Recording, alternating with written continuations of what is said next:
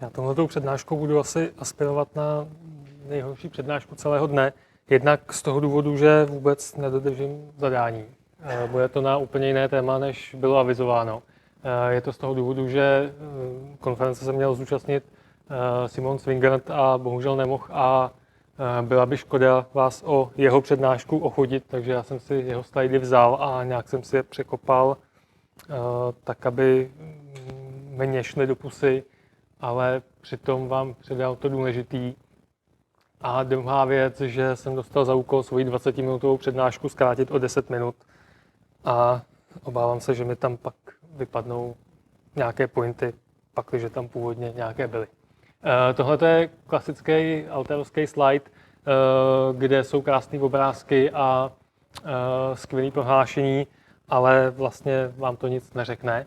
A proto se v německém Alteru rozhodli, že vytvoří v Inspireu takovouhle pěknou automotive platformu, na které by mohli ukazovat přímo práci v Inspireu a jemu podobných nástrojích nějak prakticky, aby uživatelé a potenciální uživatelé z nás pochopili, jaký výhody může Inspire přinášet.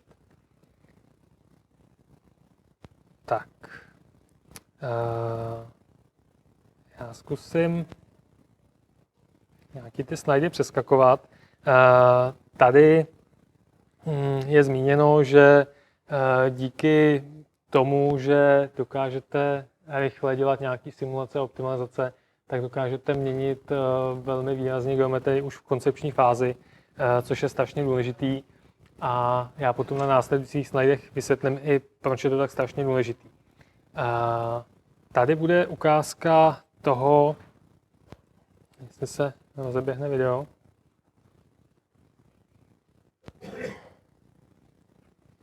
Jo.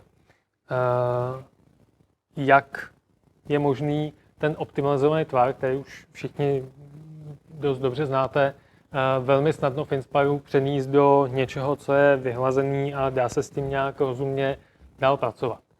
Spousta z vás, který znáte Inspire, tak znáte ten klasický postup starý obtahování postupně polynerbem, hezky manuálně. Tady je už ukázka nějaký automatizovaný cesty, jak to jde prostě polynerbem obtáhnout na jedno kliknutí a jak je možný s tím dál pracovat geometricky, abyste dostali solidový díl, včetně toho, že někde jste měli původně non-design space, někde jste měli ostrý hrany a chcete je zachovat.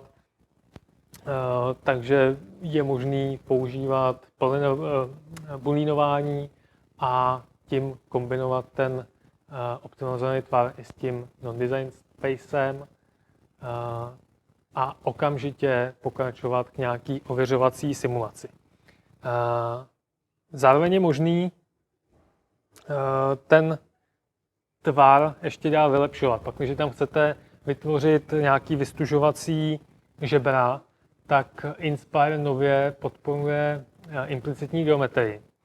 Kdo to neznáte, tak já to nestihnu asi úplně komplexně vysvětlit, ale podívejte se aspoň na webové stránky.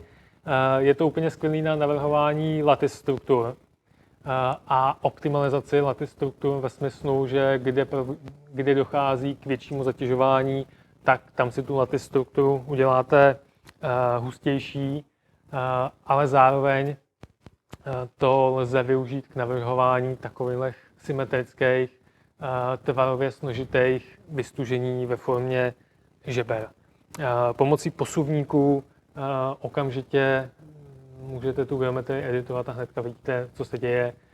Můžete si takhle nastřílet i víc variant, rychle si je ověřit, zjistit, jak moc se vám změnila hmotnost a tuhost a tak podobně.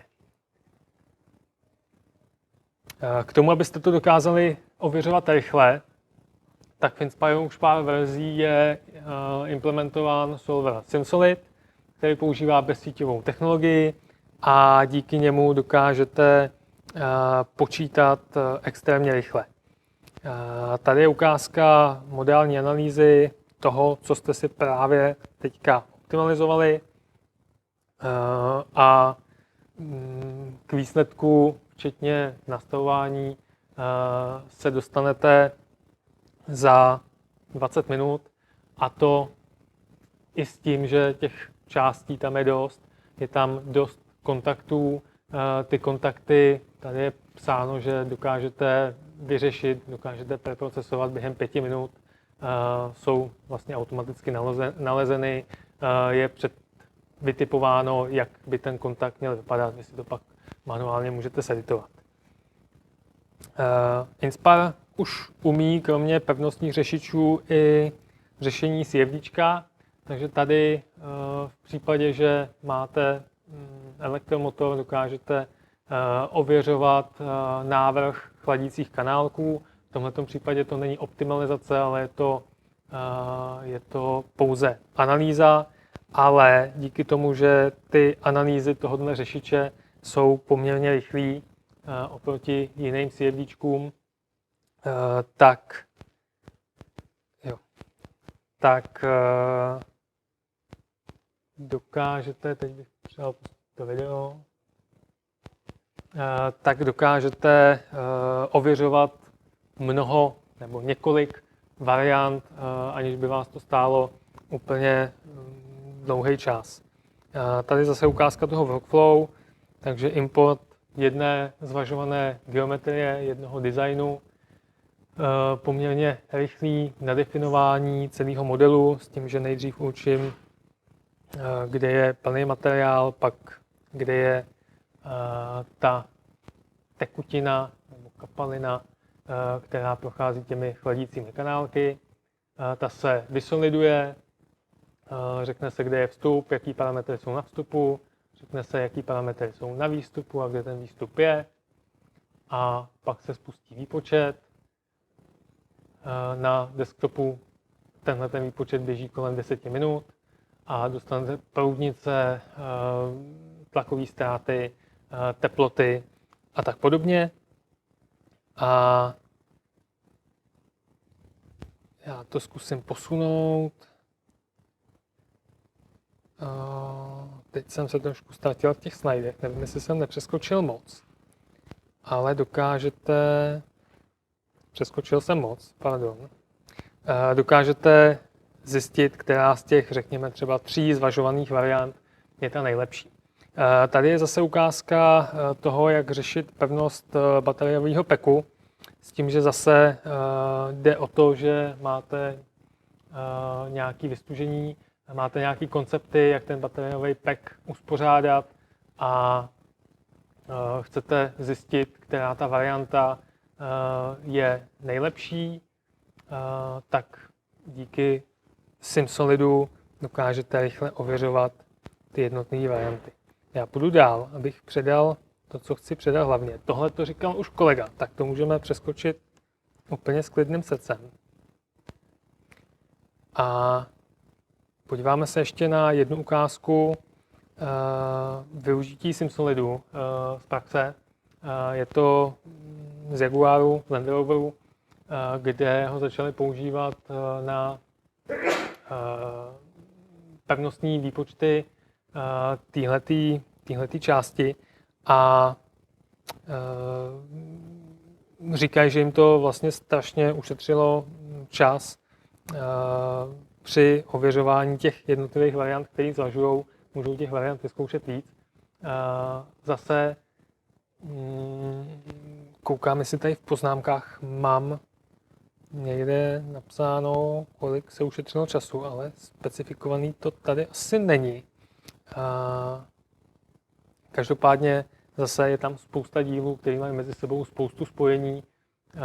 Ten SimSolid vám je zase pomůže vytipovat a ta samotná analýza běží strašně rychle v řádu minut. Jak zrychlit vývojové procesy? Když se podíváme na časovou náročnost vývojových procesů, tak je náročná, tak jak je tady naznačeno, a pak, když stihnete udělat jednu iterační smyčku za den, tak jste jako hodně dobrý, hodně rychlý. A to, kam Inspire míří, včetně těch svých všech řešičů, který už v sobě obsahuje, tak je vytvořit vlastně tamhle zpětnou vazební smyčku už na začátku a umožnit vám už v té koncepční fázi dělat spoustu rychlých výpočtů a zjistit, která varianta je nejlepší. Proč je dobrý zjišťovat hodně věcí už v té koncepční fázi? Dotknu se toho, podobný diagram ukazoval pan Sluva. Je to proto, že v té koncepční fázi vy máte strašně velkou volnost toho měnit ten design. To je ta žlutá křivka. Ale v tu chvíli strašně málo víte o tom, co vlastně navrhujete. Nevíte o tom skoro nic. To je ta oranžová křivka. A když budete dělat simulace v té co nejdřívější fázi, tak se snad budete posouvat na tu tečkovanou červenou křivku, kdy se v té koncepční fázi budete snažit dozvědět o tom co nejvíc a ještě včas měnit ten design, aniž by vás to stálo nějaký větší náklady, ať už finanční nebo časový.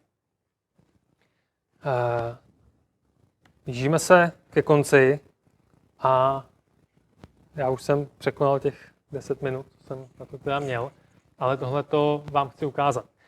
Je to další ukázka AI nástrojů, který Altair nabízí a tohle to konkrétně je ukázka Physics AI. Je to zase trošku jiný přístup, než ten, který jsme ukazovali u AI. Tady se hodně pracuje s geometrií. Když vás to bude zajímat víc, tak už na to byly nějaký webináře, takže přímo na stránkách Advanceu najdete záznam webinářů ohledně celých těch všech nástrojů o AI a já teďka jenom stručně vysvětlím, jak to funguje a jak je možný, že ze 14-hodinového výpočtu se dostanete na 10 sekund a dostáváte poměrně přesné výsledky, včetně časového průběhu a kontur.